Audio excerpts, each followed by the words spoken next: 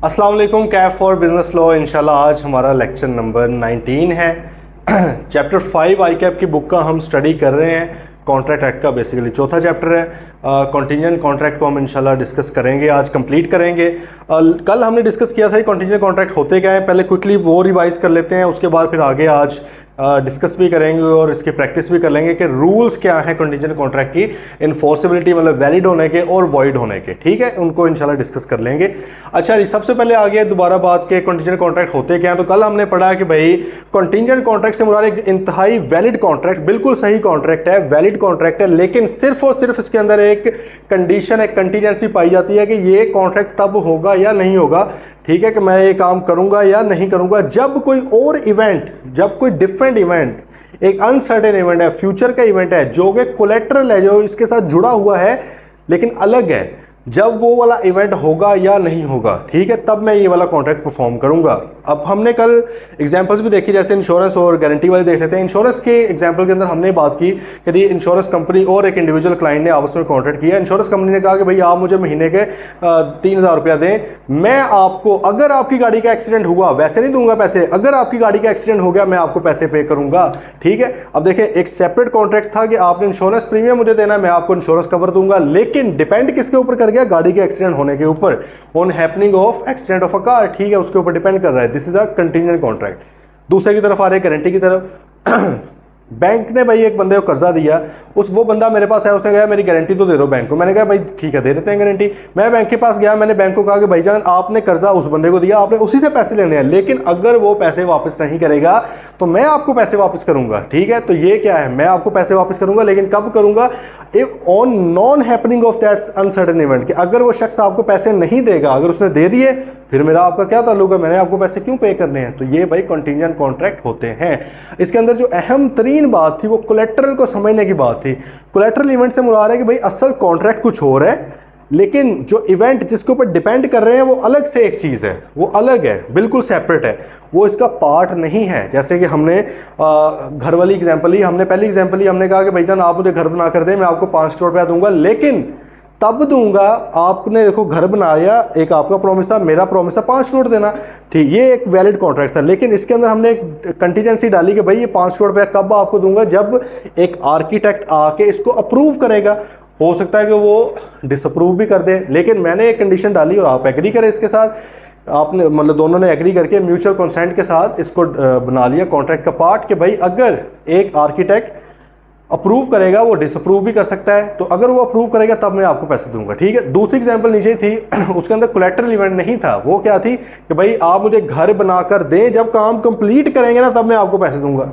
तो भाई इसके अंदर इवेंट किधर गया दूसरा, कोई दूसरा बंदा, कोई दूसरी चीज़, कोई कुछ भी नहीं आ रहा। ये तो आपने पहले भी करना था, अब भी कर रहे हैं। तो ये सिर्फ एक सिंपल वैलिड कॉन्ट्रैक्ट है, वैलिड है बिल्कुल, इसके अंदर मसाइल कुछ नहीं है, लेकिन कंटीजेंसी नहीं है। ठीक है, अच्छा, अब आपके माइंड में हो सकता है क्वेश्चन आ रहा हो कि पता नहीं कंटीजेंट कॉन्ट्रैक्ट ज़्यादा अच्छा होता है या वैलिड कॉन्ट्रैक्ट अच्छा होता है। देखिए, अच्छा बुरा कुछ भी नहीं होता, सारे वो कंटीजेंट कॉन्ट्रैक्ट भी, उसकी भी वही वैल्यू है जो वैलिड कॉन्ट्रैक्ट की वैल्यू है, लेकिन ऑब्वियसली आपको अलग से पढ़ाया जा रहा है कि यूजुअल लाइफ के अंदर भी जो आप इस तरह के कॉन्ट्रैक्ट्स करते हैं, देखिए सामने ही है ना, इंश्योरेंस कॉन्ट्रैक्ट होते हैं ना, गारंटी के कॉन्ट्रैक्ट होते हैं। ठीक है, और बहुत से इस तरह के बन जाते हैं जो जब आप डिपेंड कर रहे होते हैं किसी चीज़ के होने या ना होने के ऊपर। तो भाई आपको पता हो कि ये कोई अलग चीज़ नहीं है, ये भी वैलिड ही है, इसलिए आपको अलग से पढ़ाए जा रहे हैं बस। ठीक है, इसलिए आपको बताया जा रहा है, अदरवाइज ये ना बताया जा रहा होता, हो सकता है आप इसको जुआ समझ लेते हैं, आप कहते हैं अनसर्टेन के ऊपर है, ये तो वॉइड है।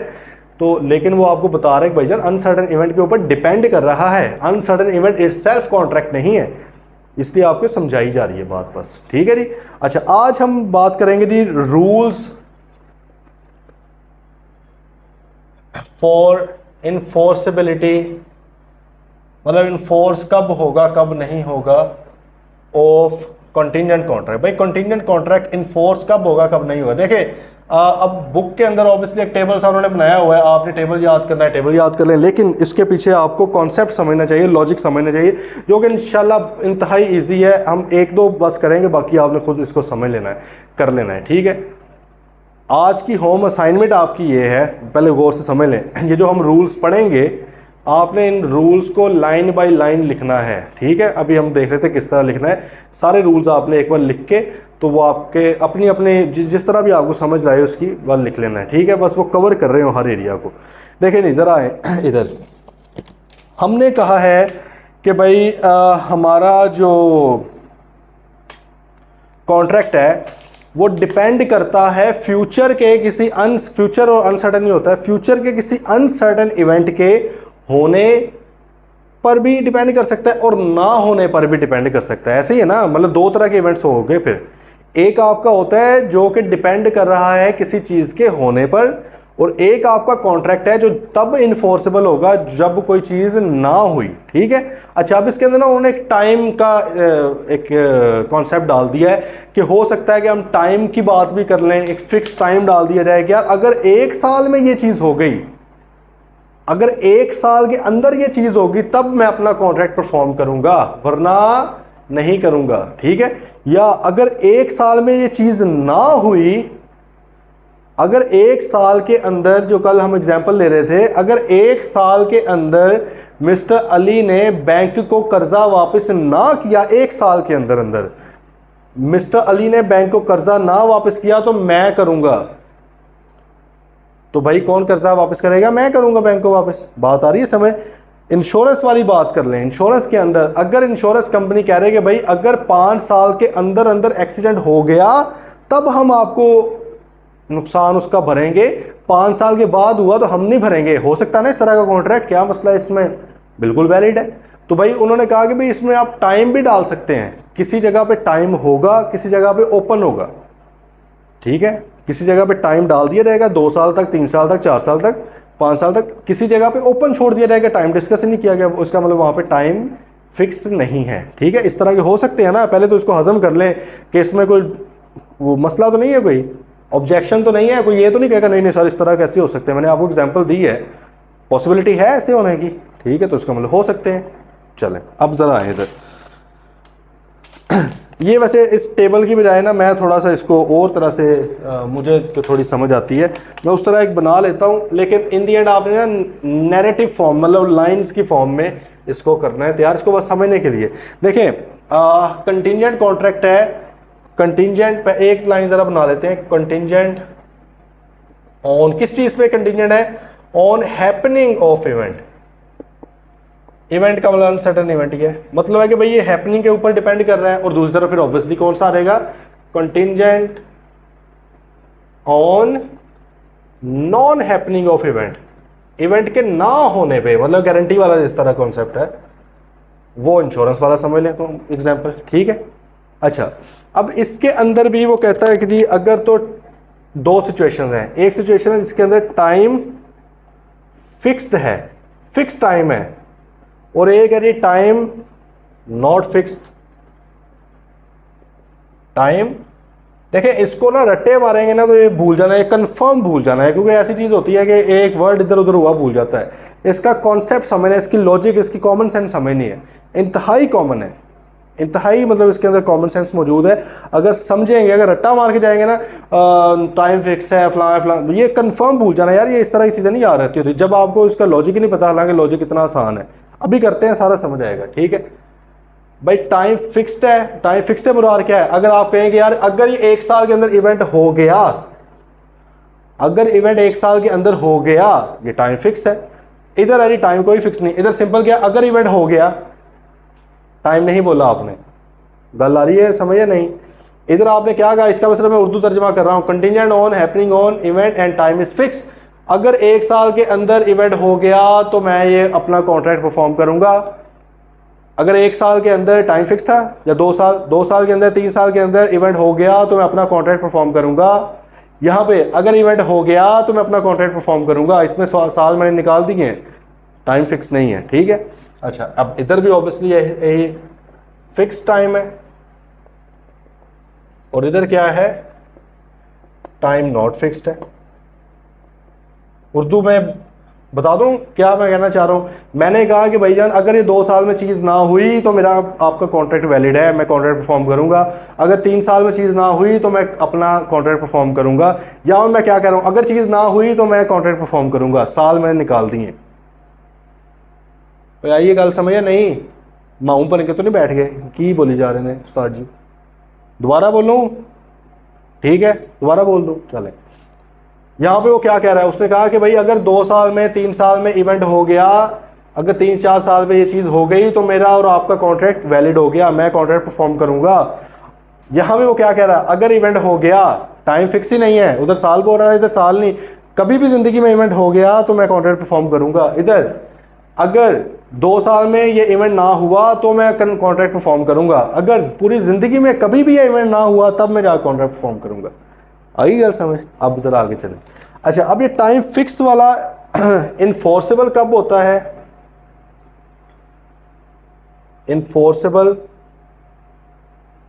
इन्फोर्सेबल कह लें या समझ लें कि कब परफॉर्म करना होता है। इसका मतलब मैं ये ले रहा हूँ, इसको उर्दू के साथ लिखें, मतलब साथ में उर्दू ले लें, कब उर्दू दे लें हमारी, कब परफॉर्म करना है। इन्फोर्सेबल का मतलब क्या है, कब परफॉर्म करना है। और दूसरा मतलब क्या है कि वॉइड कब होगा। वॉइड का मतलब पता है ना, वॉइड एब इनिशियो होता है। ये कॉन्ट्रैक्ट कभी वॉइड एब इनिशियो हो सकता है? बताएं ज़रा, आपका पुराना कॉन्सेप्ट भी टेस्ट कर लें। ये वॉइड से मुराद क्या है? वॉइड एब इनिशियो है। जब भी वॉइड वर्ड आएगा उसको वॉइड एब इनिशियो बोला करेंगे। एब इनिशियो का मतलब क्या था?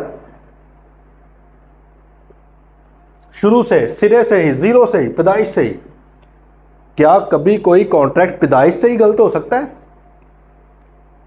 पहले दिन से ही गलत हो सकता है? कोई भी कॉन्ट्रैक्ट पैदाइश से गलत नहीं होता। एग्रीमेंट पैदाइश से गलत हो सकता है। एग्रीमेंट्स में बी वॉइड एब इनिशियो। एग्रीमेंट जो भी वॉइड होगा ना, वो वॉइड एब इनिशियो ही होगा। कॉन्ट्रैक्ट कभी भी वॉइड एब इनिशियो नहीं होता। कॉन्ट्रैक्ट पहले वैलिड था। कॉन्ट्रैक्ट पहले क्या था? अगर देखो ना, कॉन्ट्रैक्ट होता क्या, एग्रीमेंट प्लस इन्फोर्सिबिलिटी, दोनों चीजें। अब अगर आज आप बोल दो कि एग्रीमेंट ही वैलिड नहीं था तो भाई फिर एग्रीमेंट को वॉइड बोलो ना। वॉइड तो एग्रीमेंट था, कॉन्ट्रैक्ट कैसे से वॉइड हो गया? मतलब कॉन्ट्रैक्ट वॉइड एब इनिशियो तो नहीं ना हो सकता। बात जरा समझ लें, वैसे पुराने चैप्टर की बात है लेकिन एवं आप लोगों का दिमाग भी घूम जाता है ना, मैंने कहा रिवाइज करवा दूं। एग्रीमेंट वॉइड एब इनिशियो हो सकता है, लेकिन कॉन्ट्रैक्ट के लिए तो वैलिड एग्रीमेंट का होना लाजमी था। मतलब है कि जब कॉन्ट्रैक्ट किया गया था उस वक्त एग्रीमेंट वैलिड था, इसलिए कॉन्ट्रैक्ट कभी भी वॉइड एब इनिशियो नहीं होता, सिरे से गलत नहीं होता। ये बेचारा बाहर में जाकर ख़राब होता है। ठीक है, ये एक मासूम सा पैदा होता है। ये तो फिर आप जैसे यार दोस्त जब मिल जाते हैं, कंपनी मिल जाती है, तब जाके ख़राब हो जाता है, वॉइड हो जाता है। एग्रीमेंट होता है शुरू से ही, ठीक है, वो शुरू से पहले दिन से पूरे दिनों का होता है। तो एग्रीमेंट वॉइड एब इनिशियो होता है, कॉन्ट्रैक्ट वॉइड एब इनिशियो नहीं होता, लेकिन कॉन्ट्रैक्ट वॉइड हो सकता है। हमने पढ़ा हुआ है वॉइड कॉन्ट्रैक्ट का मतलब क्या है, पहले ये वैलिड था, बिल्कुल तमाम लवाजमात के साथ, तमाम अज्जा के साथ कंप्लीट था, अब जाके कोई ऐसी चीज़ हो गई है भाई वॉइड हो गया है, वो ये कहना चाह रहे हैं। ठीक है, तो इधर भी भाई कब ये इन्फोर्सेबल होगा, इन्फोर्सेबल से मुराद उर्दू में साथ लिख लिया ना, कब परफॉर्म करना है इसको, और कब ये वॉइड होगा। इधर भी आ रहे हैं फिक्स टाइम, ये मतलब सबके साथ ही है। ये कब इन्फोर्सेबल होगा और कब वॉइड होगा, ये सारे मैं करवाने नहीं है ਤੁਹਾਨੂੰ, क्योंकि अगर मैंने सारे लिखवा के बता दिए तो उसी मारना है रट्टा। वैसे बुक में भी टेबल दिया हुआ है, आपने मारना है रट्टा। मैं आपको बचा रहा हूँ उस चीज़ से, खुदा का वास्ते बच जाओ, प्लीज़ बच जाओ। आपने 2 काम करने हैं, वैसे मुझे इधर से याद आ गया, एक तो असाइनमेंट करनी है और सेकंड आपने इस तरह का फ्लो चार्ट खुद बनाना है, खुद फिल करना है, उसको देखे बगैर। खुद करोगे ना, दिमाग सिर्फ एक बार कर लो यार, ये पूरा आपका चैप्टर ख़त्म हो गया है। बस यही चैप्टर का निचोड़ ये है, अपने दिमाग से, दिमाग को इस्तेमाल करते हुए तसल्ली के साथ, कोई जल्दबाजी नहीं है, कोई ऊपर आई कैप नहीं बैठा हुआ आके, हमारे तसल्ली के साथ सोच सोच के करना है। जहाँ पे ना समझ आए कॉन्सेप्ट देखो, दोबारा देखो।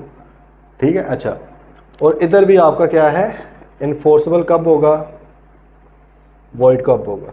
अच्छा, अब पेपर में ना सिंपल एक क्वेश्चन आया था, जैसे कई बार आया हुआ है कि rules regarding enforceability of contingent contract लिखे। तो भाई आपने 2, 2, 4, 2, 6, 2, 8 रूल्स लिखने हैं, वहाँ पे 8 कवानीन लिखने हैं। ठीक है, अगर पेपर में क्वेश्चन आया था rules regarding enforceability of contingent contract, contingent on happening on event, इसके ऊपर लिखे, तो आपने सिर्फ ये वाला पोर्शन लिखना है बस, मतलब 4 चीज़ें लिखनी पड़ेंगी आपको। ठीक है, अगर पेपर में क्वेश्चन आता है rules regarding enforceability of contingent contract, contingent on non happening of event, तो भाईजान ये वाला ख़त्म कर दो। ठीक है, ये वाला हिस्सा जो है वो आपको बताना पड़ेगा सारा। ठीक है, आगे बात समझ, ये लॉजिकल सी बात है, इसमें कोई नहीं। अब आ जाएंगी ज़रा इन्फोर्सिबिलिटी और वॉइड होने के ऊपर, तसल्ली के साथ, गौर के साथ, ज़रा मुझे 5-7 मिनट आप दे दें, इंशाल्लाह आपको समझ आ जाएगी। नाज़रीन कराम और हाज़रीन कराम, हाज़रीन तो कोई नहीं है, हाज़रीन तो हम खुद हैं। तो नाज़रीन महफिल बात ज़रा समझें बड़े गौर के साथ, तहम्मुल के साथ। उसने कहा कि आपका कॉन्ट्रैक्ट है वो कब करेंगे आप, जब इवेंट हो गया, हैपनिंग के ऊपर है, नॉन हैपनिंग है नहीं। तो बात ज़रा समझें, मैंने आपको कहा कि भाईजान इंश्योरेंस वाली एग्जांपल ले लेते हैं ना, वही फिट करते हैं। मैं इंश्योरेंस कंपनी में हूँ, आप हो इंडिविजुअल, आप मुझे 3,000 रुपये महीने का पे कर रहे हो उसका इंश्योरेंस प्रीमियम। मैंने आपको कहा कि भाईजान मैं आपको नुकसान की तलाफ़ी करूँगा, मेरा कॉन्ट्रैक्ट परफॉर्म होगा, मेरा कॉन्ट्रैक्ट इन्फोर्सेबल होगा। इन्फोर्सेबल को मैंने उर्दू में क्या लिखा है, कब परफॉर्म करना है, इन्फोर्सेबल कब हो जाएगा, ठीक है। मैं आपको नुकसान की तलाफ़ी करूँगा कब, जब आपकी गाड़ी ठुकेगी, जब आपका एक्सीडेंट, खुदा न खास्ता आप छोड़ें कोई और बंदा है, मिस्टर एक्स है, ठीक है, मिस्टर एक्स की गाड़ी का जब एक्सीडेंट होगा तब मैं बतौर कंपनी आपके नुकसान की तलाफ़ी करने के लिए आ जाऊँगा वहाँ पे। बात है ये समझ। मैं कब नहीं आऊँगा, कब नहीं आऊँगा ये भी बता रहे हैं ज़रा। फिर देखो सिंपल बात है ना, मैंने आपको कहा कि भाईजान मैं फ़ौरन आपकी मदद को पहुँचूँगा जब, कब, अगर आपकी गाड़ी का एक्सीडेंट हो गया। तो कब नहीं आऊँगा, अगर एक्सीडेंट ना हुआ। अगर एक्सीडेंट नहीं हो रहा तब मेरा क्या काम है वहाँ पे आने का, मैं नहीं आऊँगा। बात कर रहे हैं फॉलो, बात हो रही है, समझ आ रही है कि नहीं आ रही, इतनी सी अभी आई है समझ, आगे चलते हैं। फिर मैंने आपको कहा कि भाईजान मैं आपके पास कब आऊँगा, जब आपकी गाड़ी का खुदा न खास्ता एक्सीडेंट मिस्टर एक्स हो गया, तब मैं फ़ौरन आ जाऊँगा नुकसान भरने, ठीक है। अच्छा, अब इसके अंदर आते हैं टाइम को। मैंने आपको ये कहा कि भाईजान मिस्टर एक्स, अगर आपकी गाड़ी का एक्सीडेंट 2 साल के अंदर अंदर हो गया तो मैं आपके नुकसान की तलाफ़ी करने आ जाऊँगा। अब इसका ज़रा दूसरे एंगल से आसान सलीस उर्दू में बात करें अगर, तो मैं आपको क्या कहना चाह रहा हूँ, मैं आपको ये कहना चाह रहा हूँ कि भाईजान मिस्टर एक्स, मैं आपके नुकसान की तलाफ़ी करूँगा। 2 सिचुएशन अब आ गई हैं। पहले नंबर पे आपकी गाड़ी का एक्सीडेंट अगर होगा, एक्सीडेंट नहीं होगा तो मैं इन्फोर्सेबल नहीं हूँ, मैं मतलब कि इसको कॉन्ट्रैक्ट को परफॉर्म नहीं करूँगा। पहली सिचुएशन क्या आ गई, गाड़ी का एक्सीडेंट होगा। दूसरी सिचुएशन क्या आ गई, 2 साल के अंदर अंदर होगा। 2 साल के बाहर हो गया, बस कॉन्ट्रैक्ट क्या हो चुका है, वॉइड हो चुका है। कॉन्ट्रैक्ट क्या हो चुका है, वॉइड हो चुका है। अब ये परफॉर्म नहीं हो सकता। आइए गल समझिए नहीं, दोबारा ज़रा सुने। इंश्योरेंस कंपनी मैं हूँ, आप है मिस्टर एक्स, मिस्टर एक्स है कोई, ठीक है। मिस्टर एक्स को मैंने इंश्योरेंस कंपनी ने कहा कि ए मिस्टर एक्स, हमारा और आपका एक कॉन्ट्रैक्ट हो रहा है जो कि डिपेंडेंट है, जो कि कंटिंजेंट है, किस चीज़ के ऊपर, on happening of some uncertain event. What is that uncertain event, that uncertain event is accident of your car. अगर आपकी गाड़ी का, अगर आपकी कार का एक्सीडेंट होगा तब मैं आपके नुकसान की तलाफ़ी करूँगा। यहाँ तक हम पहुँच गए, अभी आगे नहीं गए, हम आए यहाँ तक। हमने कहा हाँ हाँ यार ये तो बिल्कुल बात समझ आ रही है। मैं उसको समझा रहा था बंदे को, मिस्टर एक्स को। उसने कहा जी जी इंश्योरेंस कंपनी मुझे आ गई है समझ, अब आगे चलें। मैंने कहा कि भैया हमारा और आपका कॉन्ट्रैक्ट है 2 साल का, तो भैया अगर 2 साल के बाद एक्सीडेंट होगा गाड़ी का तो क्या मैं आऊँगा आपकी मदद के लिए। उसने कहा नहीं आना तो नहीं बनता। मैं क्या यार बस ज़बरदस्त, आपको तो टेंशन ही कोई नहीं है। तो अगर मैं यहाँ पर लिख दूँ, अगर भाई मैं यहाँ पर लिख दूँ, ये वाली लाइन ही लिखें, अगर मैं यहाँ पे लिख दूं कि मेरा और आपका कॉन्ट्रैक्ट जो कि कंटिंजेंट था इवेंट के हैपन होने के ऊपर, वो वॉइड कब होगा, कब मैं नहीं करूंगा। इफ टाइम फिक्स है ना, if time expires, if time expires, 2 साल गुजर गए हैं, एक्सीडेंट नहीं हुआ अभी तक। मैंने तो कहा था कि एक्सीडेंट होगा, एक्सीडेंट होगा तब मैं आपको पे करूंगा। एक्सीडेंट नहीं हुआ, 2 साल गुजर चुके हैं, टाइम लैप्स कर चुका है, अब मैं आपको पैसे दूंगा नहीं दूंगा। आगे बात समझ, ठीक है। इफ टाइम एक्सपायर्स, दूसरे नंबर पे, और इवेंट बिकम्स इम्पॉसिबल, लो जी, और इवेंट बिकम्स इम्पॉसिबल। देखिए मेरा और आपका कॉन्ट्रैक्ट हुआ था, गौर से समझना था, तसल्ली के साथ। अभी हम पढ़ रहे हैं कि कब मैं परफॉर्म नहीं करूंगा, वॉइड कब हो जाएगा। पहले वैलिड था कॉन्ट्रैक्ट, लेकिन अब मैं परफॉर्म नहीं करूंगा। कब नहीं करूंगा, मैंने आपको कहा था कि अगर 2 साल के अंदर अंदर एक्सीडेंट होगा गाड़ी का मिस्टर एक्स की, तब मैं आपको पे करूंगा। 2 साल गुजर चुके हैं, एक्सीडेंट नहीं हुआ, भाई किस चीज़ के पे करें, ख़त्म कहानी, वॉइड हो गया कॉन्ट्रैक्ट, बस अब नया करो कोई कॉन्ट्रैक्ट मेरे साथ, दोबारा से शुरू से आओ दोबारा। अब तो कोई पे नहीं करूँगा। एक कहानी खत्म। दूसरी, और इवेंट बिकम्स इम्पॉसिबल, या इवेंट इम्पॉसिबल हो गया। मिसाल के तौर पे आपने लेट्स से कि मेरे साथ कॉन्ट्रैक्ट ही ख़त्म कर दिया, कॉन्ट्रैक्ट ही एंड कर दिया 3-4-5 माह बाद, इम्पॉसिबल हो गया। अब मैं क्यों करूं आपके लिए? ये तो एक आसान सी बात थी। दूसरी एक समझ लें, आपने भाई गाड़ी सेल कर दी किसी और बंदे को, आपने क्या किया, गाड़ी किसी और शख्स को सेल कर दी है, उस शख्स ने जाकर इंश्योरेंस पॉलिसी खत्म करवा दी, इवेंट इम्पॉसिबल हो गया। आपका एक्सीडेंट होना जरूरी था ना, आपके नाम पे थी, इवेंट इम्पॉसिबल हो गया, आपने सेल कर दी किसी जगह पे। अब ये क्या, ये कभी भी, वैसे भी हमारे 2 साल का टाइम पीरियड था, लेकिन क्या अब ये कभी भी इन्फोर्सिबल हो सकता? नहीं हो सकता भाई, कहानी खत्म हो गई है, इवेंट इम्पॉसिबल हो चुका है।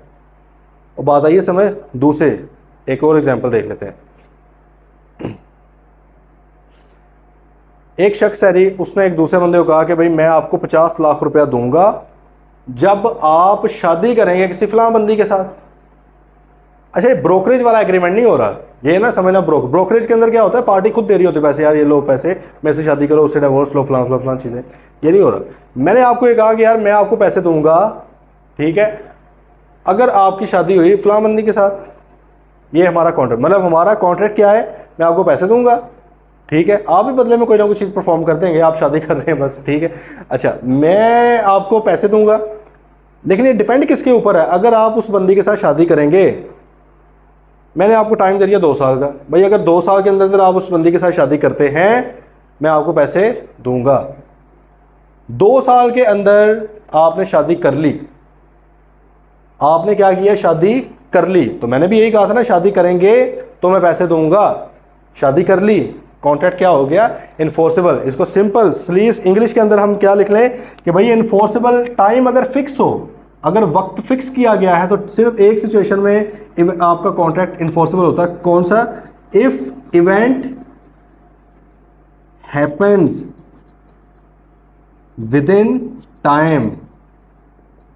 इंश्योरेंस वाले एग्जांपल के अंदर मैंने आपको सिर्फ 1 सूत्र में पैसे देने थे, अगर 2 साल के अंदर एक्सीडेंट हो जाता, if car accident happens with in time, तो मैंने आपको पैसे देने थे, टाइम फिक्स था, तो इन्फोर्सेबल सिर्फ 1 सूत्र में होना था जब ये चीज़ हो जाती। इधर मैंने क्या कहा, आपको मैं 50 लाख रुपया दूंगा अगर आप फलां बंदी से शादी करेंगे। अगर आप 2 साल के अंदर अंदर उससे शादी कर लेते हैं, अगर टाइम फिक्स किया गया है कॉन्ट्रैक्ट के अंदर, ठीक, लाजमी नहीं है टाइम फिक्स करना है, टाइम नॉट फिक्स वाले भी एग्जाम्पल है, ठीक है। अगर आप 2 साल के अंदर अंदर उस बंदी के साथ शादी कर लेते हैं, तो मैं आपको 50 लाख देने का पाबंद हूँ।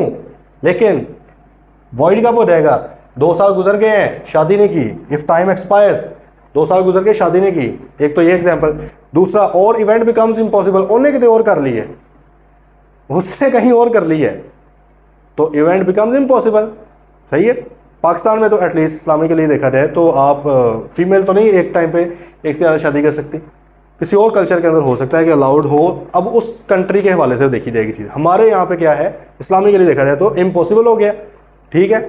अब वो दूसरी शादी औरत नहीं कर सकती। अब ये ढीठ नहीं होया ना कि भाई नहीं वो उधर से डिवोर्स हो जाएगी और ये वो, इतने बेशर्म नहीं होया ना, ठीक है। उसने कर लिया किसी और जगह पे, भाई बस अब ज़रा ठुकरा के मेरा प्यार मेरा इंतकाम देखेगी, उसके ऊपर आप वो गाना गाएं और कुछ करें जाके, ठीक है, सीए करें बेसिकली। तो भाई अगर इवेंट इम्पॉसिबल हो जाए, ये भी हम अभी पढ़ेंगे, डीम्ड इम्पॉसिबल। डीम्ड इम्पॉसिबल से मुराद क्या है कि भाई असल में तो इम्पॉसिबल नहीं हुआ, मतलब जाहिर है वो आ भी सकती है वापस, वो कुछ भी हो सकता है, लेकिन डीम्ड इम्पॉसिबल से मुराद है कि यार प्रीमा फेशी बज़ाहिरन लग रहा है कि अब नहीं मुमकिन, भाई बज़ाहिरन यही है ना, तो वो सीन हो गया। अब दूसरी तरफ आप वही अगर मर्द की शादी कर लें तो आपको पता 4 भी अलाउड है, ठीक है, तो उस सूरत में इम्पॉसिबल नहीं है, ठीक है। वो अगर मैंने आपको लड़कियों का मैं आपको 50 लाख दूंगा अगर आप उससे शादी कर लो, उसने किसी और जगह पे कर ली बंदे ने, तो अभी डीम्ड इम्पॉसिबल नहीं है, क्योंकि वो 4 भी कर सकता है, ठीक है। खैर वो एक अलग कहानी है। कॉन्सेप्ट समझ गए भाई, वो गल आई है, समझ या नहीं। दोबारा से मैं इस पर एक जोर इसलिए लगा रहा हूँ, अगले आपको खुद समझ आ जाएंगे। बात हो रही है कि भाई हमारा और आपका कॉन्ट्रैक्ट कब इन्फोर्सेबल होगा, मैं कब कॉन्ट्रैक्ट परफॉर्म करूंगा या आप कब कॉन्ट्रैक्ट परफॉर्म करेंगे, अगर सम अनसर्टेन इवेंट हैपन्स और टाइम भी फिक्स कर दिया है, 2 साल 3 साल 4 साल 5 साल 1 साल 6 महीने, कोई टाइम फिक्स कर दिया गया है, तो भाई परफॉर्म कब करेंगे, अगर उस टाइम के अंदर अंदर इवेंट हो गया, क्योंकि इवेंट का होना भी लाजमी था लेकिन उस टाइम के अंदर अंदर होना लाजमी था, तब इन्फोर्सेबल है। तो भाई कब परफॉर्म नहीं करेंगे, कब वॉइड हो जाएगा, अगर या तो टाइम गुजर चुका है 2 साल गुजर गए हैं, 2 साल के 1 महीने बाद जाके इवेंट हैपन हुआ है, अब क्या करें? ठीक है या इवेंट ही इम्पॉसिबल हो गया, अभी 2 साल गुजरे भी नहीं है, 2 महीने गुजरे, इवेंट ही इम्पॉसिबल हो गया। बात आई है समझ? आई ये बात समझ है? नहीं, मैंने आपको कहा कि भाई मैं आपसे घोड़ा खरीदूंगा, लेकिन कब खरीदूंगा? अगर घोड़ा रेस जीत कर आया तो। देखिए जुआ नहीं हो रहा, अगर रेस के ऊपर पैसे लगाए जा रहे हैं वो जुआ था। मैंने आपको कहा मैं आपसे घोड़ा खरीदूंगा अगर घोड़ा रेस जीत कर आया। Happening of some uncertain event, जीत भी सकता है हार भी सकता है। मैंने कहा कि भाई अगर घोड़ा 1 साल के अंदर तो कोई भी रेस जीत कर आ गया तो मैं आपसे घोड़ा खरीद लूंगा। अब घोड़े के बाद बड़ी रेसेस थी, जीत सकता था, टाइम फिक्स किया हो गया। इन्फोर्सेबल कब होगा? अगर घोड़ा 1 साल के अंदर कोई भी रेस जीत कर आ गया, भाई मुझे आपसे घोड़ा खरीदना पड़ेगा, पीछे नहीं हो सकता, वैलिड कॉन्ट्रैक्ट है। अगर मैं पीछे होऊंगा आप अदालत में मेरे खिलाफ केस कर सकते हैं। अनसर्टन कब, वॉइड कब हो जाएगा? अगर 1 साल गुजर गया, घोड़ा साहब अभी तक कोई वो नहीं जीते रेस, या घोड़ा ही मर गया, घोड़ा मर गया, रेस किसने जीतनी है? ठीक है, तो ये भाई सिनेरियो। आइए गल समझ। अब आ रही जरा इधर, टाइम फिक्स नहीं है। इसकी या पहले मैं इंग्लिश लिखूंगा, आप लोग खुद जरा समझना इसको, ठीक है? टाइम भाईजान फिक्स नहीं किया गया। अब इस केस में क्या है? देखो इवेंट के हैपन होने के ऊपर ही है, डिपेंड इवेंट के हैपन होने के ऊपर ही कर, लेकिन टाइम कोई नहीं है, खुला टाइम छोड़ दिया। घोड़ा रेस जीत जाए, जिंदगी में कभी भी जीत जाए भाई, तो इन्फोर्सेबल कब हो जाएगा? जिंदगी में कभी भी जीत गया, इफ इवेंट हैपन्स। बस यहां पे टाइम फिक्स था, 2 साल के अंदर अंदर थी शर्त। हमने कहा भाई अगर 2 साल के अंदर रेस जीतेगा तब मैं आपसे खरीदूंगा, 1 साल के अंदर रेस जीतेगा तब मैं आपसे खरीदूंगा। इधर कोई नहीं है, हमने कहा जीत जाए यार, खुदा रहा वास्ता है, कभी भी जीत गया मैं खरीद लूंगा। कभी भी गाड़ी का एक्सीडेंट हो गया, मैं इंश्योरेंस कंपनी आपको पैसे पे करूंगी। कभी भी उस शख्स ने आपसे शादी कर ली, मैं आपको पैसे पे करूंगा। आ रही बात समझ? तो भाई जब भी वो इवेंट हो जाए, टाइम तो है ही नहीं, तो हमने आगे से विद इन टाइम को निकाल दिया। लॉजिकल बात है क्योंकि टाइम है ही नहीं। वॉइड कब होगा? अब इस केस में वॉइड, इधर देखो पहला सीन क्या था? Time expires. अब इस केस में टाइम है ही नहीं, तो टाइम एक्सपायर तो नहीं हो सकता, तो सिर्फ एक ही सिचुएशन बची है जब ये वॉइड हो सकता है। क्या? दूसरी वाली, इफ इवेंट बिकम्स इम्पॉसिबल। भाई हो ही नहीं सकता वो इवेंट, हमने तो कहा था होगा तो करेंगे, और वो नामुमकिन हो गया, कभी भी नहीं जिंदगी में होना, तो वॉइड हो गया ऑटोमेटिकली। जैसे ही पता लगा इवेंट इम्पॉसिबल है, खत्म। वही बात, घोड़े वाली एग्जांपल ले लें। हमने कहा कि भाई जरा आप ये दोबारा शुरू से, हमने कहा कि मैं आपसे घोड़ा खरीदूंगा अगर घोड़ा 1 साल में कोई भी रेस जीत कर आ गया तो मैं आपसे घोड़ा खरीद लूंगा। घोड़े ने भाई रेस जीत ली, 3 महीने 4 महीने, टाइम फिक्स था, इन्फोर्सेबल हो गया। दूसरी सिचुएशन, साल गुजर गया, घोड़े ने कोई रेस नहीं जीती, वॉइड। भाई जैसे साल गुजरा मैंने कॉल की, मैं कहा यार शुक्र है जान छुट्टी, मैं तो फंसा हुआ था इस कॉन्ट्रैक्ट को लेकर, कितना थक्कड़ किस्म का तुम्हारा घोड़ा है, कोई अभी तक रेस नहीं जीता, चलो जी जान छुट गई, वॉइड हो गया, अल्लाह हाफिज़। कानून कहेगा ज़बरदस्त भाई, कोई मसला नहीं हमें। या घोड़ा साहब 6, 7वें 8वें महीने मर गए हैं, इम्पॉसिबल हो गया, अब साल गुजारो ना गुजारो क्या फ़ायदा, उसी वक्त ही ख़त्म होगी बात, क्योंकि उस घोड़े की बात हुई थी। ठीक है, दूसरे नंबर पे आ जाए। इधर क्या है? इधर आपकी, अच्छा इसमें मेरा ख्याल में इतनी कॉमन सेंस तो है, लेकिन कभी कभी मैं डरता हूँ, ठीक है, कि बस कहीं बच्चे इधर उधर ना निकल जाए। देखें यहाँ बात है कि घोड़ा एक ही था, तो अगर कॉन्ट्रैक्ट इस तरह का हो गया, अगर आपका कोई भी घोड़ा जीत गया, कोई भी घोड़ा जीत गया, तो मैं आपका स्तबल खरीद लूँगा। मिसाल के तौर पे स्तबल जहाँ पे वो घोड़े होते हैं, अगर आपका कोई भी घोड़ा जीत गया तो फिर मैं आपको स्तबल खरीद लूँगा। तो वहाँ पर एक घोड़े के मरने से इम्पॉसिबल नहीं होगा, बाकी की जिंदा है। ठीक है, ये थोड़ा सा दिमाग को मेरे ख्याल में शांत रख के सोचने की ज़रूरत है। अच्छा, टाइम फिक्स नहीं था, मैंने कहा कि भाईजान कोई टाइम फिक्स नहीं है, कभी भी ज़िंदगी में घोड़ा जीत गया खरीद लेंगे। घोड़ा साहब जीत गए, तो 2, 3, 4, 5 साल बाद जीत गए, पता नहीं उनकी लाइफ क्या होती है यूजुअल, लेकिन वो घोड़ा जीत गया, इवेंट हैपन हो गया, कॉन्ट्रैक्ट करना पड़ गया। इधर वॉइड कब होगा? अब ये वाला टाइम तो फिक्स ही नहीं है, तो टाइम वाली सिचुएशन तो निकल गई बाहर। तो एक सिचुएशन में जी घोड़ा मर जाए ना किस तरह, फिर ही जान छुटेगी भाई। ठीक है, तो वो फिर गॉड फादर की तरह मैंने भेजा बंदा, मैंने कहा घोड़े को सही है जान छुटे मेरी कॉन्ट्रैक्ट से। भाई आइए गल समझिए, कोई नहीं आई, आ गई है मेरे ख्याल में। ये वाला कर लोगे, अब कर लोगे या नहीं करोगे, ये मैं आप लोगों पे छोड़ रहा हूँ। मैं चाहता हूँ आप थोड़ी सी मेहनत करें। मैं आपको इसकी इंग्लिश लिख देता हूँ, बोलना मैंने कुछ नहीं है इसके ऊपर। सिंपल ये है कि ये नॉन हैपनिंग के ऊपर है कि अगर वो इवेंट ना हुआ, जैसे वो गारंटी वाला था, अगर उसने पैसे ना दिए तब मैं आपको दूंगा। ठीक है, अगर घोड़ा रेस ना जीता, ठीक है, तब मैं इसको बेच दूंगा। उधर खरीदने वाली बात है, आप इसे कह लें कि अगर यार मेरा फॉर एग्जाम्पल एक बंदा आया, उसने कहा यार घोड़ा बड़ा खूबसूरत है मुझे, तो मैंने कहा यार रेस लगाता है घोड़ा, मेरा बड़ा बाकमाल घोड़ा है, लेकिन अगर ये रेस ना जीता तो फिर मैं आपको दे दूंगा, फिर मैं आपको दे दूंगा ये घोड़ा। इसका मतलब है कि मैं आपको घोड़ा कब दूंगा, अगर एक घोड़ा ना जीते, मतलब चीज़ के ना होने के ऊपर है। अगर वो रेस जीत गया तो फिर मैं दूंगा आपको, ऑब्वियसली नहीं दूंगा। सिंपल, आगे पीछे थोड़ा सा करना है दिमाग के साथ सोच के। इन्फोर्सेबल, टाइम फिक्स है, बीच में कोई टाइम डाल दिया, 1.5 साल 2 साल 3 साल।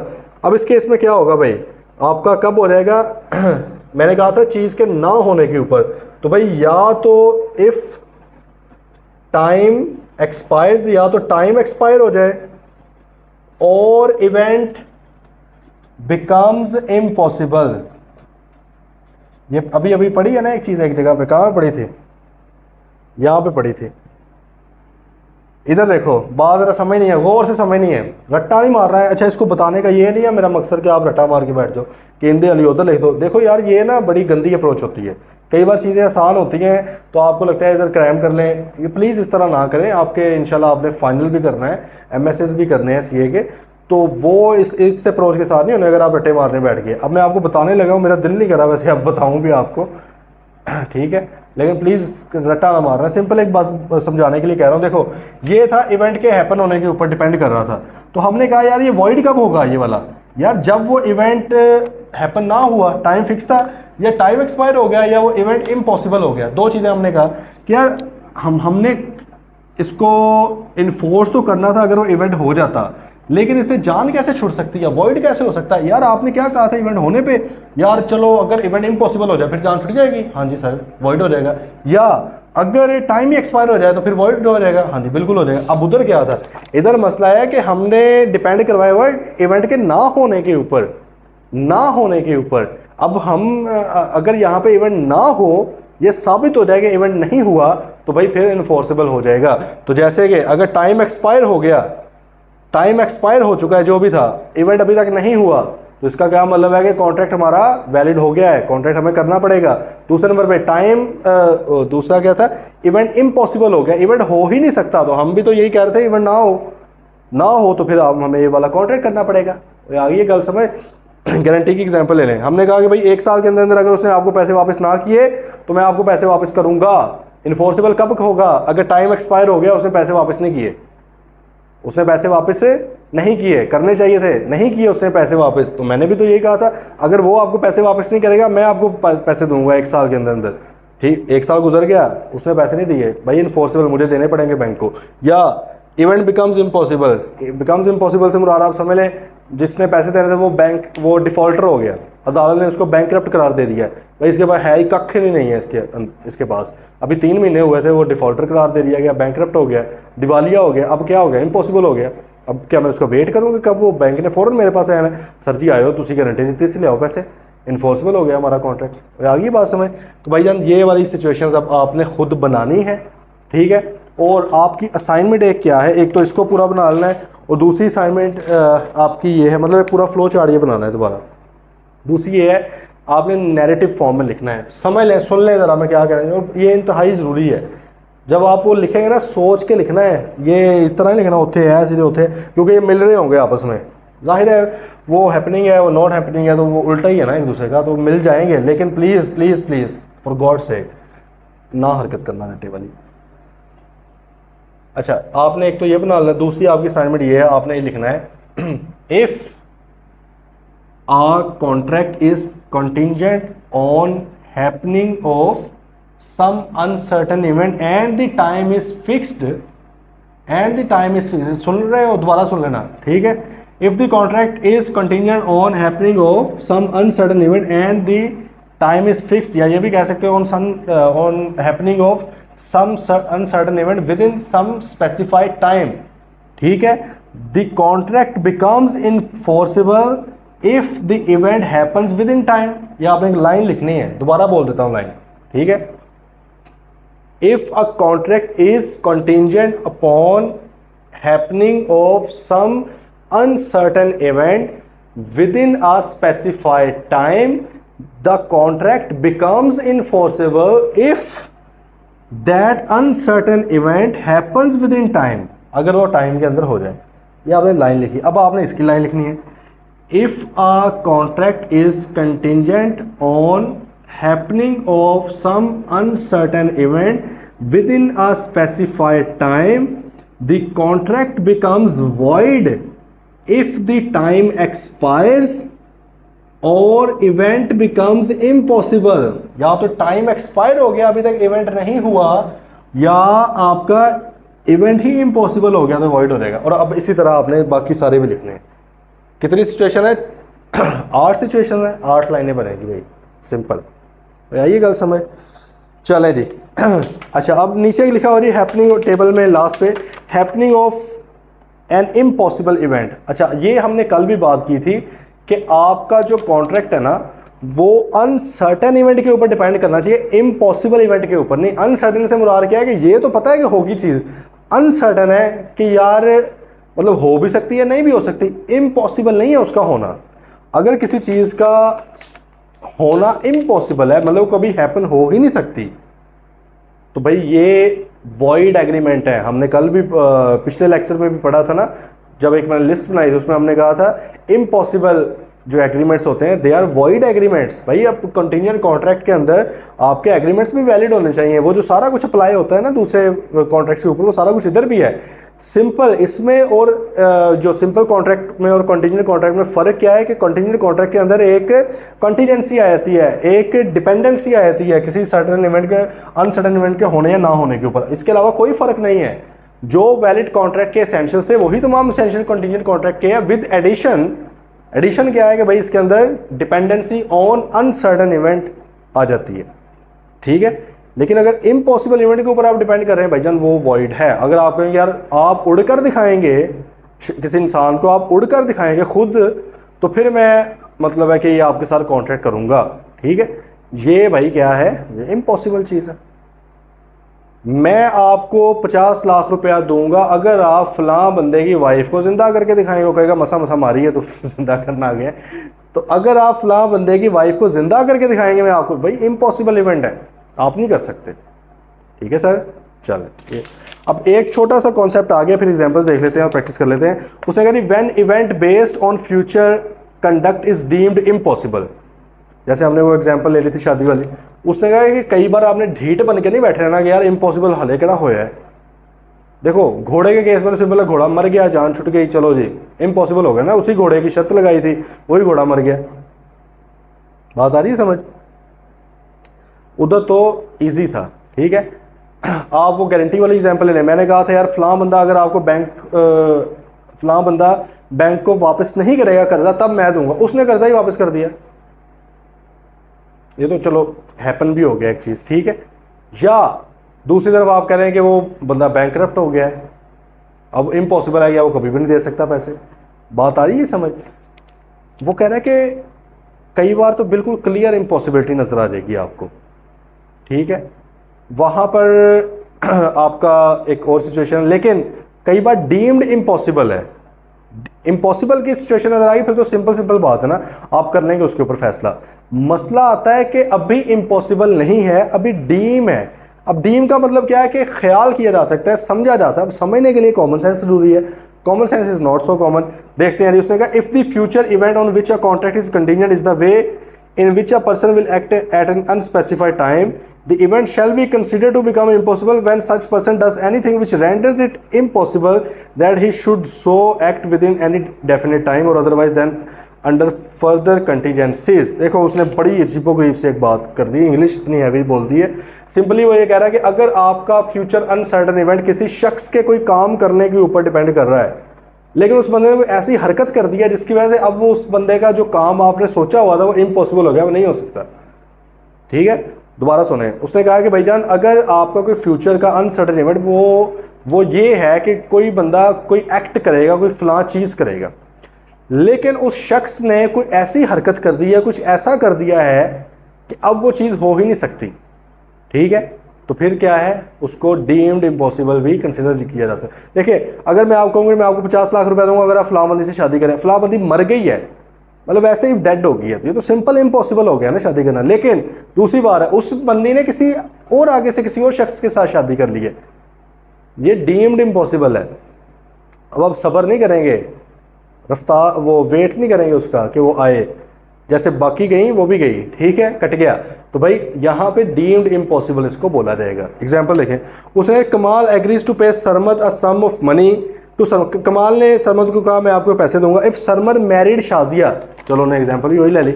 इफ़ सरमद साहब ने शाजिया के साथ शादी की, शाजिया मैरिज दाऊद, शाजिया ने दाऊद के साथ शादी कर ली है। अब क्या सरमद साहब क्या करें, तो बैठ जाएं आगे दरवाजे के ऊपर। वो एक मूवी थी, दोस्ती थी मेरे ख्याल में, अक्षय की, वो रो रो के पागल हुआ होता है, मतलब शादी हो रही थी, दीवारों के साथ लग रहा होता है, तो अब क्या वो सीन लग जाए, बल्कि उसने जाके उसकी गाड़ी को भी धक्का खुद लगाया था। तो भाई अब क्या किया जाए, ठीक है, गाड़ी की हवा निकाल दें उसकी, क्या करें, होगी भाई, बस अब वापस आ जाओ। इट इज़ डीम्ड इम्पॉसिबल ना हो, इम्पॉसिबल नहीं है बेशक, देखो 100% इम्पॉसिबल नहीं है बिल्कुल, आपके बद्दुआएं काम आ सकती हैं, सारा कुछ हो सकता है, लेकिन बेहतर है कि दुआएं दें और मामू बन के कर जाएं, लेकिन कुछ भी हो सकता है। तो भाई अगर तो आप ढीठ बन जाएं तो वो अलग बात है, लेकिन कानून कहता है ढीठ नहीं बनना भाईजान। इट इज़ डीम्ड इम्पॉसिबल ना हो, उस बंदी ने आगे शादी कर ली है, ख़त्म करें कहानी। अब आपका कॉन्ट्रैक्ट जो था पैसे लेने देने वाला वो ख़त्म हो चुका है।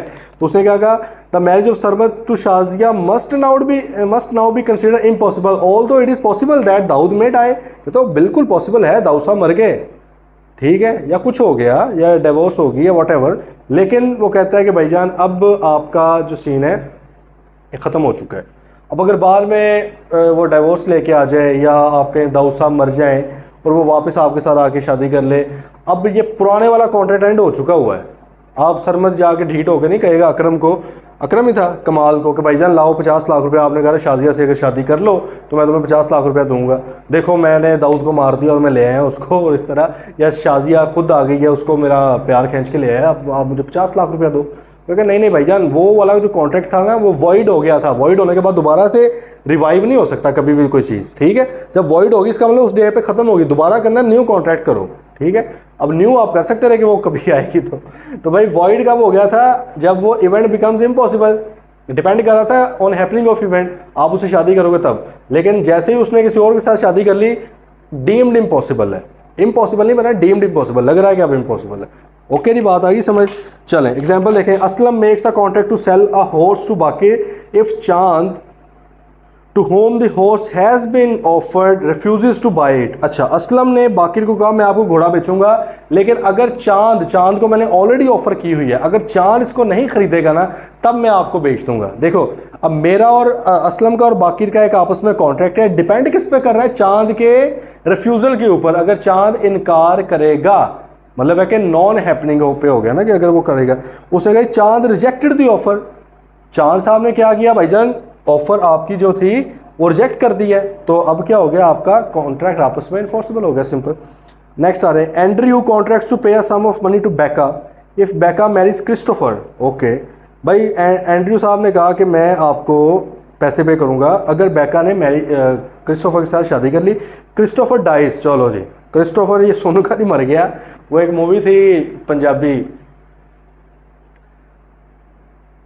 यार वो पंजाबी एक बार बड़ी मशहूर मूवी थी, Singh versus Kaur I believe, वो नहीं होता, सरपंच साहब होते हैं वो गांव के, तो वो अपनी भांजी या भतीजे के साथ कहते हैं शादी करवाने की, गिप्पी ग्रेवाल की आई बिलीव होती है, तो वो अब मतलब कि वो कहता है कि इससे बेहतर मर जाना है मेरे लिए, खुदा ना खास्ता, मतलब मजाक की हद तक, ठीक है। तो अब यही सीन ये हुआ, इधर भाई वो मर गया, मुझे जैसे पता लगा बेकार नाल नहीं है, उसको साथ ही खुशी का अटैक हुआ है और वो बेचारा अल्लाह को प्यारा हो गया। अब क्योंकि देखो आपका हैपनिंग के ऊपर डिपेंड कर रहा था ना, अगर उसके साथ शादी होगी, लेकिन क्योंकि इवेंट देखो इसमें टाइम भी कोई नहीं है, तो ये वाली सिचुएशन लग जाएगी, टाइम नहीं था तो ये वाली, सॉरी टाइम था ही नहीं, time not fix but continue on happening of event, बेका के साथ शादी के ऊपर डिपेंड कर रहा था। तो भाईजान ये वॉइड कब हो गया, जब इवेंट बिकम्स इम्पॉसिबल, वो बंदा ही मर गया क्रिस्टोफर, तो अब वो क्या हो गया, आपका ख़त्म कहानी होगी, ठीक है। Next, Azam promises to pay sum of money to Babar if a certain ship returns within a year. उसने कहा अगर कोई शिप है उसके अंदर कोई सामान होगा जो उन्होंने खरीदना होगा, अगर भाई वो 1 साल के अंदर अंदर वापस आ गई, मतलब इवेंट हैपन हो गया, वो वापस आ गई, तो मैं आपको पैसे पे करूंगा, ठीक है। ये इन्फोर्सेबल कब होगा, ये वाली सिचुएशन आ गई, हैपनिंग और इवेंट टाइम फिक्स्ड है 1 साल। इन्फोर्सेबल कब होगा, अगर वो 1 साल के अंदर अंदर वापस आ गई है तो भाई अब पैसे देने पड़ेंगे, लेकिन अगर टाइम 1 साल गुजर गया है वो वापस नहीं आई, ठीक है, फिर कॉन्ट्रैक्ट वॉइड हो गया, या कश्ती डूब गई है, वो शिप डूब गई है, कहीं खबर आई डूब गई भाई, अब उसके वापस आना इम्पॉसिबल हो चुका है, तो चलो जी अल्लाह के हवाले, ठीक है, इम्पॉसिबल हो जाएगा भाई। ये समझ लोगे, कर लोगे, इजी है। चलें ये था आपका थोड़ी सी प्रैक्टिस, छोटे से इसके 1-2 बस क्वेश्चन है मेन, वो देख लेते हैं। आए ज़रा इधर प्रैक्टिस क्वेश्चन 1 के ऊपर, वज़ीर वाला, वज़ीर सेट टू सौलत वाला, ये पास पेपर का क्वेश्चन है, समझे ज़रा। लीगल प्रोविजन पहले लिखनी है, लीगल प्रोविजन पहले लिखनी है, लीगल प्रोविजन पहले लिखनी है। केस स्टडीज़ के अंदर लीगल प्रोविजन हमेशा पहले लिखनी है, मैं आपको बार बार बावर करवाता रहूँगा जब तक कि आप लोगों की ये रगों के अंदर ये बात नहीं चली जाती, ठीक है। वज़ीर सेट टू सौलत, पहले तो रिक्वायरमेंट पढ़े, under the contract act 1872 identify the type of contract. पहले तो उसने कहा कि किस टाइप का कॉन्ट्रैक्ट है, अब सिंपल आपने ये नहीं कहना this is a contingent contract, उन्होंने कहना माशाल्लाह ये बड़ी गल की है। पहले भाई लीगल प्रोविजन डेफिनेशन लिखनी है, कंटीजेंट कॉन्ट्रैक्ट होता क्या है, पहले आपने उसकी डेफिनेशन बताई है, फिर आपने कहा कि क्योंकि ये चीज़ें पाई जा रही हैं इसके अंदर तो ये क्या है, कंटीजेंट कॉन्ट्रैक्ट है। अच्छा, बिटवीन वज़ीर एंड सौलत पहला हिस्सा तो ये हो गया। दूसरा हिस्सा, also state whether Wazir is now bound to purchase the speed boats from Saulat. उसने कहा ये भी बताएंगे क्या अब उसको स्पीड बोट्स खरीदनी चाहिए, बाउंड है खरीदने पे, मतलब इन्फोर्सेबल है या नहीं है कॉन्ट्रैक्ट, ये बात हमने करनी है। चले जी देख लेते हैं। Wazir said to Saulat, I will buy speed boats worth 10 million from you, मैं आपसे 10 मिलियन की स्पीड बोट्स खरीदूंगा। स्पीड बोट्स मतलब वो जो पानी में चलाते हैं, सही है। If you obtain the licence for me to operate the boats at Clifton beach. उसने कहा कि भाईजान मैं आपसे 10 मिलियन की खरीदूंगा अगर आप मुझे क्लिफ्टन बीच से लाइसेंस लेकर देंगे। देखो कश्तियां भी उसी से खरीदनी है, बोट्स उसी से खरीदनी है, लेकिन खरीदनी कब है, अगर वो शख्स मुझे लाइसेंस लेकर देगा। लाइसेंस नहीं देकर गया, मैंने कौन सा घर में चलानी है, वो मैंने क्लिफ्टन पे चलानी है ना, बीच पे चलानी है बेसिकली मैंने कराची में, तो मैं कब चला सकूंगा अगर मेरे पास लाइसेंस है। तो भाईजान लाइसेंस अगर आप लेकर दोगे तब मैं खरीदूंगा। कोलैटरल इवेंट है, कोलैटरल इवेंट क्या है, लाइसेंस, ठीक है। मेन कॉन्ट्रैक्ट क्या है, आपसे कश्तियां खरीदना 10 मिलियन के against, okay. Saulat agreed and applied for the licence, उसने भाई एग्री किया और लाइसेंस के लिए अप्लाई कर दिया। अच्छा देखें कॉन्ट्रैक्ट के अंदर क्या है कि नहीं, if you obtain the licence, उसने कहा लाइसेंस लेकर दोगे, ये नहीं कहा कि लाइसेंस लेने की कोशिश करोगे। सिंपल कॉन्ट्रैक्ट है भाई, लाइसेंस दो, साथ कश्तियां लेकर आओ, बोट्स लेकर आओ, साथ लाइसेंस की कॉपी लेकर आओ ओरिजिनल, ठीक है, और ये मेरे से 10 मिलियन लो, ये मेन कॉन्ट्रैक्ट है। अच्छा अब बात आ जाए, देखो उसने कहा चलो ओके डन करो, मैं लाइसेंस ले लूँगा, उसने अप्लाई भी कर दिया लाइसेंस के लिए, 1 लाख रुपया फ़ी भी दे दी है, चलो मेहरबानी उसकी। However before the issuance of licence, लेकिन लाइसेंस इशू होने से पहले the city government imposed ban on the issuance of new licences. लो जी गवर्नमेंट ने बैन लगा दिया, अभी कोई नया लाइसेंस नहीं आएगा, कोई नहीं दे सकते। अब सौलत साहब ने कश्तियाँ खरीद के बैठे हुए हैं, सौलत वज़ीर के पास गया, उसने कहा यार देखो मैंने पूरी कोशिश की है, मैंने हत्तुल इम्कान जितना जा सकता रहा, मैंने 1 लाख रुपया भी दिया है और मैंने वहाँ पर जियालों को वैसे भी स्पीड बोर्ड के साथ साथ स्पीड मनी भी दी है, लेकिन अब क्या करें जी, लाइसेंस ही कैंसिल हो गया, अब किसी को नहीं मिल रहे, बैन लग गया है। तो लेकिन देखो यार मैंने कोशिश तो की है ना, तो मेरा 1 लाख रुपया भी लगा है, आप ये कश्तियाँ खरीदें। तो भाई बताएं क्या ये लाजमी है, इन्फोर्सेबल है, वैलिड है कि वो कश्तियाँ खरीदेगा। देखो जज्बाती नहीं होना, जज्बाती कानून जज्बाती नहीं होता। आपको इसकी बड़ी मतलब कानून जो है ना, कानून क्रूअल है, जालिम है, जालिम इन द सेंस कि उसने अब अगर प्योर कानून की बात की जाए, पाकिस्तानी कानून की तो नहीं, अगर उसने बाय बुक्स चलना है तो भाईजान वो उसका दिल नहीं होता कानून का। आपने अक्सर मूवीज़ में भी देखा होगा कि उधर डेथ हुई होती है, अभी लाश पड़ी होती है, वो कई बार वकील साहब आए थे वसीयत के कागजात लेकर, कानून है भाई, वो कहते हैं अभी फैसला करना है। कई बार अब आप देखें कि कोई बंदा मर गया है, कर्जदार पहुंच जाते हैं, सर जी पैसे दो, ये मेरे पैसे, ये मेरे पैसे, ये मेरे पैसे, ले आओ सर पैसे कटो, बात आ रही समझ। तो मरने वाले को छोड़ते तो नहीं है। अब वहाँ पे देखो कानून भी ये है कि भाई उसका काम बनता था, या उसके जो कानूनी वर्सा हैं वो जिम्मेदारी लेंगे, हम पे करेंगे, वरना कहते हैं हम आपको दफनाने नहीं देंगे, आपको आखिरी रसूमात नहीं अदा करने देंगे। बात आ रही समझ, कानून तो भाई ऐसे है। अब देखें यहाँ पर वो आगे उसने कहा यार देखो मैंने कोशिश की, भाई करी जाओ कोशिश, हमने क्या कहा था, दोबारा हम कॉन्ट्रैक्ट्स को पढ़ के दिखाएंगे। I will buy speed boats from you worth 10 million if you obtain the licence, अगर आप अपनी लाइसेंस लेकर देंगे, to operate the boats at Clifton beach, ठीक है भाई ये बात, और आपने एग्री कर लिया, इसके साथ कॉन्ट्रैक्ट खत्म हो गया, मतलब इतनी बात हमारी हुई थी। तो आपने लाइसेंस दिया, मैं ये नहीं पूछ रहा आपसे कि आपने कितनी कोशिश की, मैं ये नहीं पूछ रहा कितनी रिश्वतें दी, कितनी फीसें दी, भाई ये तो बहस ही नहीं है। मैंने कब आपको कहा कि आप कोशिश करें, मैंने आपको मुझे लाइसेंस ला के दें, सिंपल कहानी खत्म। लाइसेंस नहीं आया, अल्लाह हाफिज़, खत्म, ठीक है नहीं। तो ये आपका सिचुएशन बन जाती है। अच्छा ये कंटिजेंट है वैसे तो कॉन्ट्रैक्ट डिपेंड होने पे, लेकिन अगर ये कंटिजेंट ना भी होता ना तो फिर भी हमें पता ना कि अगर सब्सिक्वेंटली चीज़ इलीगल हो जाए, ठीक है, मतलब कि वो लाइसेंस सेल करने बंद कर, फिर भी वॉइड हो जाता है कॉन्ट्रैक्ट। लेकिन यहाँ पर तो खैर कंटिजेंट कॉन्ट्रैक्ट था उस हवाले से। तो भाई इसकी सिंपल आपने क्या लिखना है, आपने पहले लीगल प्रोविजन इसकी लिखनी है। लीगल प्रोविजन उसने पूछा है कि कौन सा कॉन्ट्रैक्ट है, तो आपने क्या लिखना है, if a contract to do or not to do something is contingent upon happening or non-happening of some uncertain future event, such contract is called a contingent contract। Simple बात है।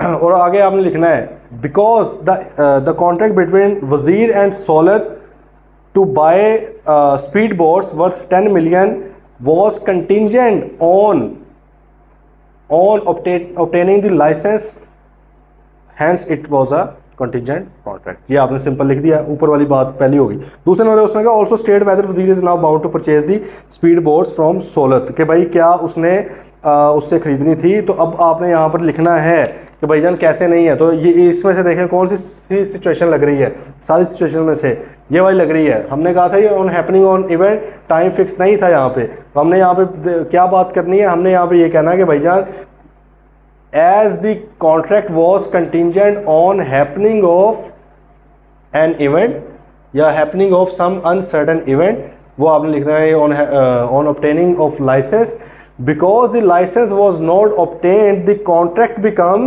void, contract becomes void, contract वो आपका void हो चुका है, simple, ठीक है। अब उसने कोई ख़रीदना नहीं है, it doesn't matter कि उसने पैसे दिए हैं, क्या किया क्या नहीं किया, ये मैटर ही नहीं करता। दूसरी भी आ रहे हैं practice question 2। Zubair agrees to construct a bungalow for Ubair for 20 million on the condition that payment will only be made after Munir। ये तो वही आ गया ना, ये पास पेपर में देखे आया हुआ है आर्किटेक्ट वाला। तो आपने सिंपल इसमें लिख देना है कि भाई क्योंकि पहले लिखना है कि लीगल प्रोविजन क्या है। लीगल प्रोविजन क्या है जी कि ये भी यही वाली सिचुएशन होगी, ठीक है। As per the contract act 1872 if a contract is contingent on happening of some uncertain event the contract becomes enforceable only if that event happens, ठीक है। क्योंकि टाइम नहीं है तो आप ये वाला लिख दो only if that event happens, ठीक है। तो भाई ये आपकी लीगल प्रोविजन है। तो सिंपल आपने कहना है कि जी ये आपका वैलिड कॉन्ट्रैक्ट है, लेकिन ये इन्फोर्स कब होगा, सिर्फ तब जब वो बंदा अप्रूव इसको आगे करेगा। ओके है जी। अगला question 3, Asim agree to construct, ये भी दूसरी एग्जांपल वो जो थी, इसके अंदर उन्होंने क्या कहा कि जी कंप्लीशन ऑफ प्रोजेक्ट के ऊपर आपको मिलेंगे। तो आपने कहना है भाई कंप्लीशन ऑफ प्रोजेक्ट जो है वो तो इसी एक कॉन्ट्रैक्ट का एसेंशियल है, कोलैटरल इवेंट तो है ही नहीं, जबकि कंटिजेंट कॉन्ट्रैक्ट के लिए कोलैटरल इवेंट का होना लाजमी है। Hence this is not a valid contingent contract. ये कंटिजेंट कॉन्ट्रैक्ट तो नहीं है, वैसे वैलिड कॉन्ट्रैक्ट है, ठीक है जी। चलें एमसीक्यू जरा आ जाएं। एमसीक्यू जरा पहले नंबर पे, contingent contracts are always valid, maybe भाई वैलिड ही हैं, ऑलवेज वैलिड, ठीक है, वैलिड तो होते ही हैं, वैलिड होने में तो कोई मसला नहीं है।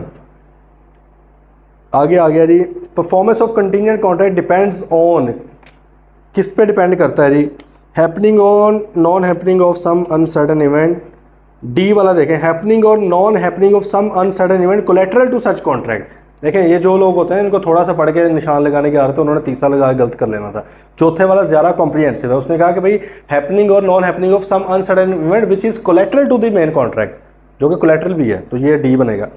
Third, agreement to pay money without having any other interest on the happening, भाई कोई और इंटरेस्ट नहीं है चीज़ के हैपनिंग या ना होने के ऊपर, सिर्फ पैसे पे करने हैं। This is wagering, this is जुआ, this is illegal and void. Okay next, contingent contracts are absolute contracts, partly absolute, conditional, none of the about. Conditional ही होते हैं भैया, ये एब्सोल्यूट तो पता नहीं क्या है, कंडीशनल है ना, कंडीशन लग गई है उसके अंदर। 5, which one of the following statement is true, all contingent contracts are not wagering in nature. अच्छा, contingent contracts and wagering contracts are one and same, ये तो गलत है। Contingent contracts are absolute contract, contingent contracts are not conditional contract. तो A ही है मेरे ख्याल में, all contingent contracts are not wagering in nature, यही बनेगा, ठीक है। चलें ये आपने बाकी 4-5 हैं सिंपल से हैं, ये आपने प्लीज़ जो है देख लेने, ठीक है। ये आपका चैप्टर एंड हो गया, थोड़ा सा चैप्टर था। कल फिर हम ना ये चैप्टर 6 नहीं करेंगे, चैप्टर 8 है क्वाज़ाई कॉन्ट्रैक्ट। सेशनल प्लान आप लोगों को पढ़ा हुआ है ना, उसी के मुताबिक हमने चलना है। तो बड़ा सोच समझ के बनाया गया। क्वाज़ाई कॉन्ट्रैक्ट के ऊपर चलेंगे क्योंकि ये अभी हम ना कॉन्ट्रैक्ट्स पढ़ रहे हैं किस किस तरह के टाइप के होते हैं। वैलिड कॉन्ट्रैक्ट्स पढ़ लिए हैं हमने, फिर अब हम कंटीजेंट आ गए, यार ये भी वैलिड होते हैं लेकिन इनमें थोड़ी सी कंडीशन होती है। फिर एक और तरह कल पढ़ेंगे क्वाज़ाई कॉन्ट्रैक्ट, ठीक है। ऐसे कॉन्ट्रैक्ट्स होते हैं जो प्रॉपरली कॉन्ट्रैक्ट नहीं बनते, ऑफर एक्सेप्टेंस वगैरह, लेकिन कुछ सिचुएशंस, कुछ रिलेशंस ऐसे होते हैं जो कि लगते हैं कि यार ये कॉन्ट्रैक्ट ही हैं, उनके ऊपर भी फिर कॉन्ट्रैक्ट एक्ट 1872 की तमाम रिक्वायरमेंट्स लगती हैं, ठीक है। तो वो भी कल पढ़ लें। उसके बाद फिर देखेंगे यदि कॉन्ट्रैक्ट परफॉर्म ना किया जाए तो क्या होता है, किसने करना होता है, फलां फलां फलां सारी चीज़ें, क्योंकि वो फिर हर चीज़ के ऊपर लगेंगे। वो जो रिक्वायरमेंट्स होंगी चैप्टर आप समझ लें 7, 8, 9 वगैरह की, वो हर कॉन्ट्रैक्ट के ऊपर, चाहे वो वैलिड सिंपल कॉन्ट्रैक्ट है, कॉन्टिंजेंट है, क्वाज़ाई है, हर किसी के ऊपर लगता है। तो इसलिए बेहतर है कि पहले हम सारे कॉन्ट्रैक्ट्स डिस्कस कर लें। तो भाई आज कंटिंजेंट कॉन्ट्रैक्ट हमारा एंड हो गया, कल इंशाल्लाह क्वाज़ाई कॉन्ट्रैक्ट को स्टार्ट करेंगे, ठीक है। कोई भी क्वेश्चन हो तो प्लीज़ पूछना है। कल मिलते हैं इंशाल्लाह। टिल देन टेक केयर, अल्लाह हाफिज़।